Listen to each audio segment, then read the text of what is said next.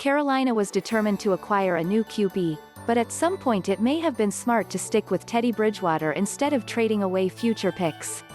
The Panthers' fingerprints were all over the quarterback carousel this offseason, from their not-so-subtle pursuit of Matt Stafford to the ways in which they may or may not have done their due diligence on the Deshaun Watson front.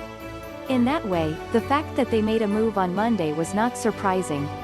What is surprising, though, was the energy with which they pursued Sam Darnold after plans A and B did not work out.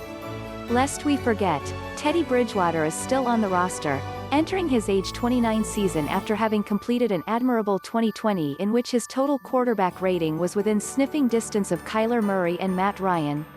Darnold, marred by a broken offensive scheme and a cupboard bare of playmakers, finished dead last in the statistic, which takes into account all major situational factors controlled by a quarterback in a given game. Danielle Parhezkaran, NorthJersey.com/USA Today Network. Darnold, Robert Hanashiro, USA Today Sports. Bridgewater. At first glance, this may feel like a worthwhile reclamation project.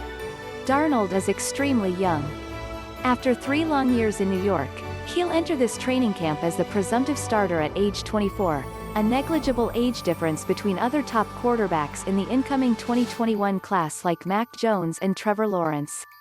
His salary is worth a short-term gamble on a quarterback who acclimated to the league in an offense so irreparably broken that, according to one person well-versed in the ins and outs, several different checks and calls were named the same thing, and it took mediation sessions from Sage backup Josh McCown in 2018 to sort out the mess.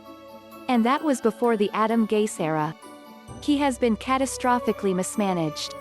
But the real question is how much of a marked upgrade he provides over Bridgewater and whether the Panthers should have simply developed a comfort level with the former Pro Bowler they're already paying, who has already mastered the Joe Brady offense and was well versed in its mutual roots inside the Sean Payton tree. Darnold's expense was not minimal.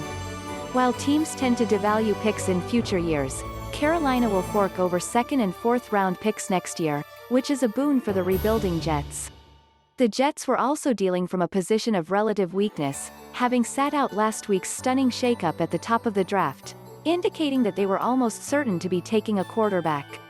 Darnold became nakedly available the moment the 49ers came to terms with the Dolphins for the 3rd pick. The Weak Side podcast now has its own feed. Subscribe to listen to Connor Orr and Jenny every week.